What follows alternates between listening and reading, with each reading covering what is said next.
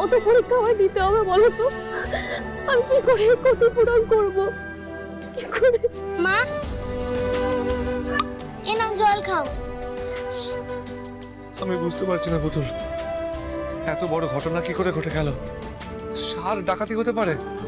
হ্যাঁ, ডাকাত দল সার নিয়ে কি করবে? জানি না, কিন্তু আমি চোখের সামনে আমার সর্বস্ব হারিয়ে ফেলছি, দেখেও কিছু করতে পারলাম না। কি হয়েছে আমাকে একটু খুলে বলো।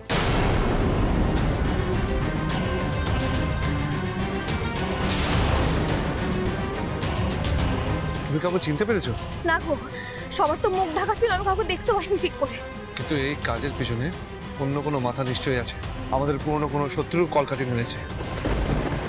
নইলে অজানা কিছু ডাকাত শুধু লুট করার জন্য সারের গাড়ি লুট করতো না। যদি না কেউ বলে থাকে যে আমাদের কোনো ক্ষতি করতে, তুমি যে শিবানীর কথা ভেবে ভয় পাচ্ছিলে, হতেই পারে শিবানী এদের পাঠিয়েছে। হ্যাঁ রে, তুই সত্যি চার্জার চাইতে এসেছিলি নাকি আড়ি পেতে আমাদের কথাগুলো শুনছিলি? বাহ, তো দিদি আর ওই নাকটা। পুতুল, এখন এসে ভেবে লাভ নেই, পুলিশের কাছে যেতে হবে। চলো চলো চল চল। অমি হোসেন ফোন করেছে। দাও দেখি, দাও। হ্যাঁ স্যার, বলুন। আমি আর কি বলবো ম্যাডাম, বলবেন তো আপনি। না মানে জিজ্ঞেস করছিলাম আমাদের ডেলিভারিটা কত দূর, মানে বিকেলের মধ্যে পৌঁছে যাবে তো? হ্যালো হ্যালো হ্যালো, কেটে গেল নাকি? হ্যালো।